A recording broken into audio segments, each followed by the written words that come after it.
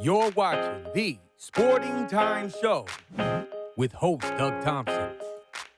Sponsored by Jewelry Barn and Pawn Shop.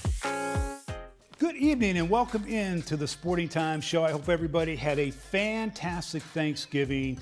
In tonight's show, we are going to go from college sports to high school football to high school basketball and into an administrator who, in my opinion, is an All-American. We'll get to him shortly, but first, I want to bring in our first guest, who is the commissioner of one of the most successful NAIA conferences in the country, and they make their home now in Bowling Green. I'd like to welcome into the show Eric Ward, the commissioner of the MidSouth Conference. Eric, how are you? Doug, I'm doing reasonably well considering everything that we're dealing with. Yeah, I know, and Commissioner, I do have to brag on you a little bit. I know that you had to make some really tough decisions this past fall, but for our viewers, talk a little bit about what's going to happen really starting in late January, February, and going throughout the spring here in Bowling Green, Warren County. Sure, Doug. The NAIA is our national association. Our member schools all belong to the NAIA, and we're an NAIA conference. This fall, the NAIA made a decision to move all of our fall national championships to spring. Then as a conference, we had a decision to make whether we were going to go through with our conference schedule and try to play those fall sports this fall, or whether we were going to push our schedules to spring. We decided across the board for all of our fall sports, football, women's volleyball, men's and women's soccer, cross country, that we would push all of those schedules to the spring in conjunction with the national championship. So what that means is starting in mid to late January, we'll be, in full swing, full gear for all of our traditional winter sports, men's and women's basketball, men's and women's wrestling, swimming, diving, bowling, etc. And then you add on top of that the start of spring sports, which typically happens around the first or second week of February. And then we'll also be adding to that all of our traditional fall sports, including football. I know that you have an unlimited amount of Zoom minutes on your account because you Zoom. You are a professional Zoomer. Just talk a little bit about right now the challenges of basketball season, and if you can speak to the idea that you had on how to facilitate the basketball season early on here in the Mid-South Conference. Our conference basketball schedule started this past Thursday, a week ago from Thanksgiving, and before we even got to the first conference date, we lost 50% of our games due to COVID. We had 12 games on the schedule, 6 men, 6 women, and we ended up only playing 6 of those 12 games last Thursday. This Saturday, likewise, we'll only play 6 of the 12 games that were scheduled. We're already losing teams due to COVID for the first week of December 3rd and 5th, for our next conference dates. We're already losing teams for those dates. So what we've decided to do as a conference is we're going to go to a week-by-week schedule. Every Monday, I'll see who's available to play that week based on their status with COVID, and then we'll do a schedule that week based on the teams that are able to play, and try to keep the teams that are able to play on the schedule and give them games when they can play, because we don't know from week to week who's going to be able to play and who's not going to be able to play. And typically when those stoppages come, they're a minimum of 2 weeks, and sometimes they're 3 weeks once you count the quarantine period plus the return to play period that you need to get your kids ready to get back out on the court and compete again, which is typically another 3 to 5 days. Eric, we have a few seconds left in this segment, but I do want to ask you, you moved the conference office to Bowling Green, Kentucky. You've made it your home. We have 19 championships, as you said, right now this spring and winter. How's it been going for you since you moved the office here? We got about 50 seconds. It's going great, Doug. The community has really embraced the conference. We've gotten tremendous support from the City of Bowling Green, from Warren County, from the Convention and Visitors Bureau here in Bowling Green. We have great relationships with the city and the county schools and use a number of their facilities. Bowling Green Independent Schools specifically has been great to work with. And I don't know that we could have asked for a better reception and a more cordial welcome to moving our conference office here. And geographically, it's very convenient for a majority of our member schools. Thank you, Commissioner. We're going to have you back several times after the first of the year. We're going to take a short break. When we come back, we're going to have a coach on that won their first road playoff game in school history. We're going to take a short break. More of the Sporting Time Show right here on WNKY NBC 40. We'll be right back.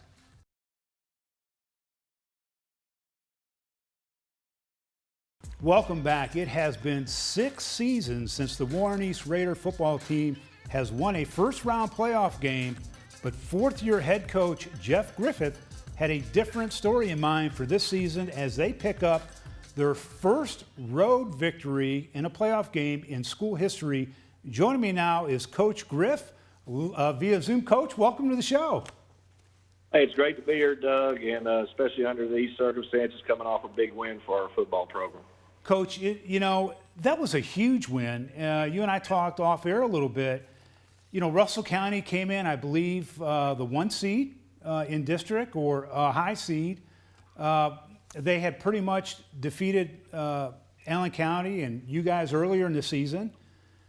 But talk about this transition, because not only did you win, but you won big against a team that really was favored.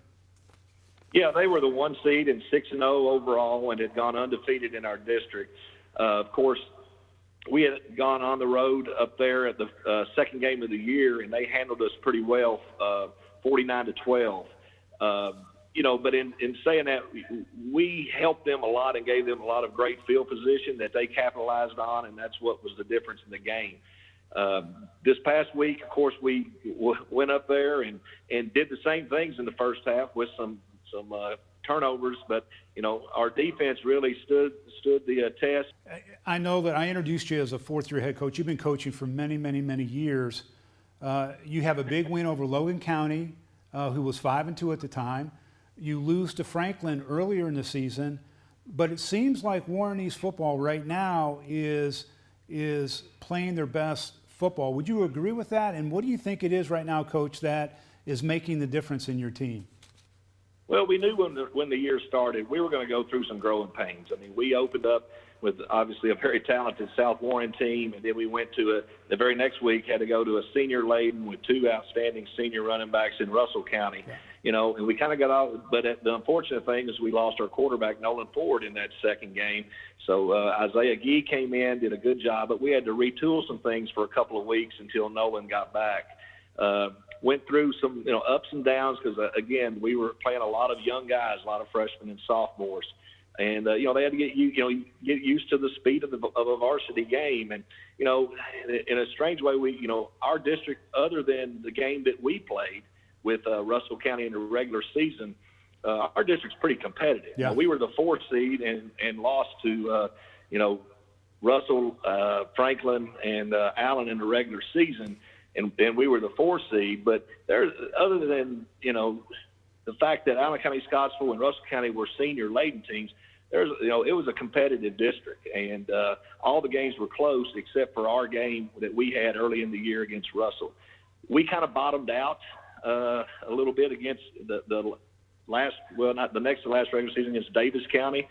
Played poorly, and give our senior kids credit, and all the way down to our young guys. They came back and they knew that wasn't the type of football team we had or wanted to be, and went to work and went and played a very good Logan County team on the road and came out with a victory there. And of course, that gave us a lot of confidence going into the playoff game last week against Russell County.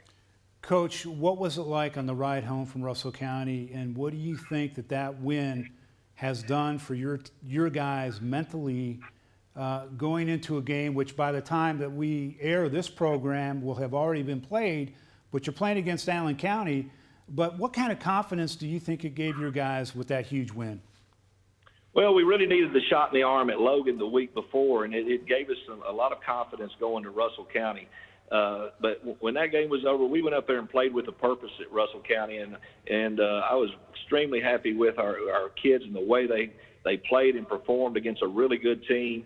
And, that 75-mile bus ride back was a lot more pleasant than it would be if we hadn't ran. Yeah, it's always like kind of going on vacation when you have to go to Clinton County or Russell County. But I got to ask you, you and Brad Hood are friends. You will have already played him by the time this show airs. But what is it like, getting into the gridiron and playing them in a second-round playoff game? Coach, we got about 25 seconds. Well, the serious side of this is that, Brad has been in Allen County for 15, 16 years, whatever it is. He has a tremendous football program. And, there may be a year where they're 5-5 or 4-6, or next year they're 8-2 or 7-3, but they're always competitive. And he's got, I respect the heck out of what he's done there in terms of building a program. He just doesn't have a team year to year. He's got a program. And we're looking forward to competing against them. Our games since I've been here at East, all of them have been competitive and dogfights. And like you said, this was the game was played since we've played this. But we're going to try I appreciate it. We're against a hard break. Coach, thank you very much. We're going to take a short break. When we come back, more of the Sporting Times right here on WNKY 40.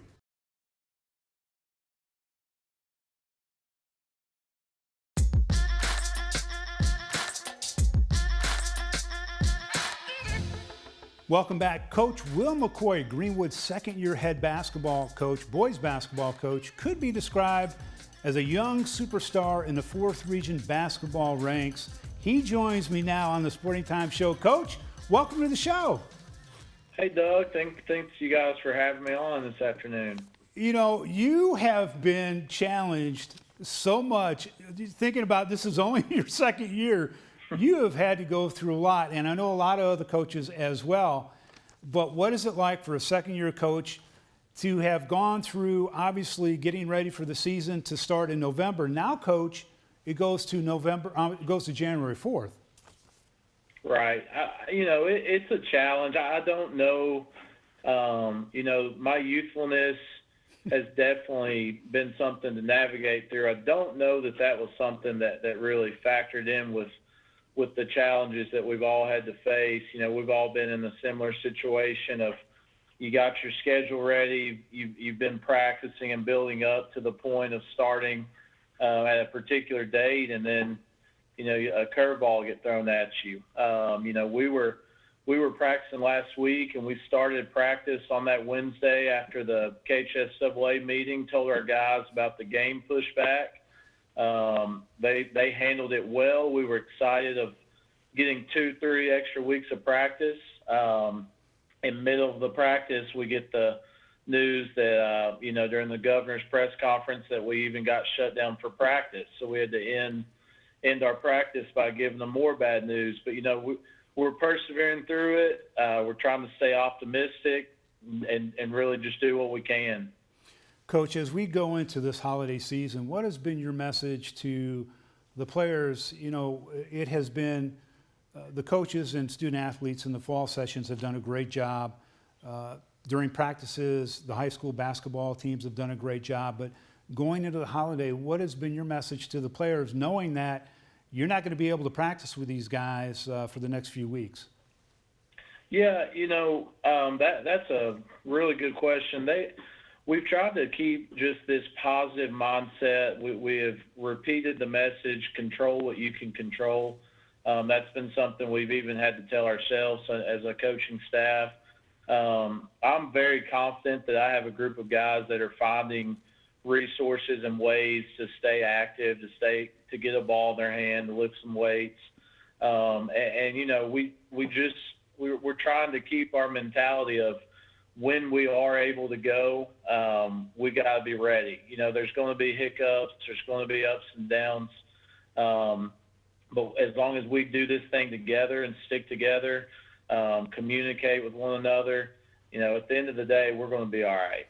Coach, we have about a minute left. I want to ask you, right now on the table, there are two options. One of the options is to do an 8-week season, is from what I understand. The other option is to do a full season and have a championship sometime in May, or 8 weeks championship in March. Where do you kind of stand if you had a vote in that? What would you like to see? I personally felt very strongly towards the longest season possible. COVID's not going away. I know you talk to some people and they act like January 1st, this thing's just going to disappear. It's not. we're going to have quarantines. We're going to miss games. So the longer the season you have, the more time you have to navigate through that. I understand the rich tradition of a tournament in March, state tournament in March in Kentucky. I love the state tournament. This is not a normal year. This is not a standard year. So if pushing it back a little bit gives them a better chance for these guys and girls to play as many games as possible, let's do it. Baseball, softball coaches would tell you the first 2-3 weeks of their season every year is cold and rainy anyway. So pushing that back a little bit, I think, gives us the greater chance to get in the full season.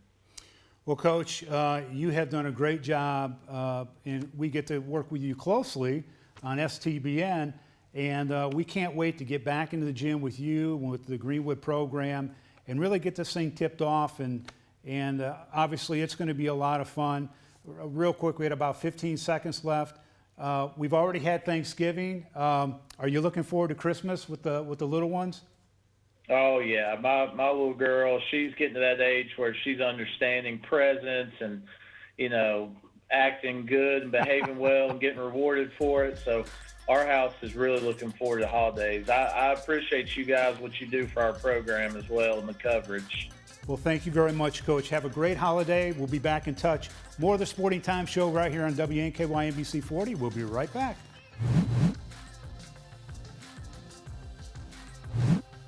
Check out stfanclub.com.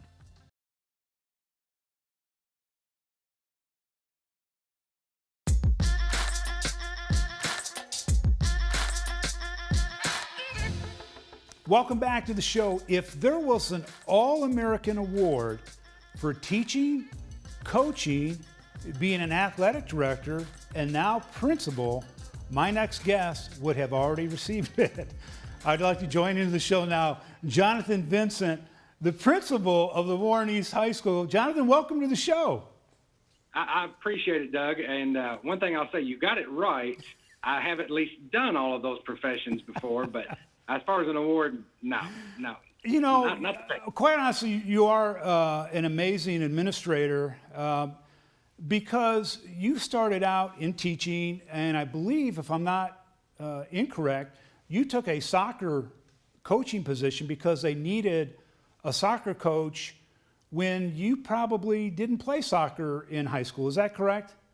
You are correct. I come from a county that we didn't have soccer, didn't have it in high school, and I think they've started a small program now. But, I'd never been around soccer before, and as the athletic director, we needed a coach. And, it was in June, and I basically named myself, and honestly, I coached it for 3 years and had a blast doing it. And we were pretty successful. So that was my small coaching career in soccer. So I've got to ask you, when you decided that you were going to become a teacher, did you have this career path already planned out in your mind that, a little coaching, I was going to be a teacher, I really wanted to be an athletic director, and then eventually be a principal, because you are young and you have really progressed. Was that something that you knew coming out of college that you wanted to do? Not at all, Doug. I'll be honest with you. Didn't know I was really going to go into teaching until my last year of college, basically, and started the teaching program. And that was my plan, was basically just to be a teacher, and got involved here and never thought about being an athletic director and didn't apply for the position. But our principal at the time, who recently passed away, Mr. Bailey Norris, just called me into his office one day and said, "Hey, do you want to be our athletic director?" I looked him right in the eye and I said, "No, I don't want to be the athletic director." And then Coach Bruni, of all people with his wisdom, gave me a nice little chewing in the hallway. He's like, "Do you realize what you just did to our coaches here?" So I went back to Mr. Norris's office and said, I'd take that position on. And then I kept that position for 15 years. I had no interest, and honestly, at the time, in getting into administration, but Miss Nicole Clark kind of prodded me in that direction, and I started the class work, and now I'm in, I think, my 7th year now of being an administrator, first year as lead principal here. So had no idea which way my career path was going to go and had nothing planned at all.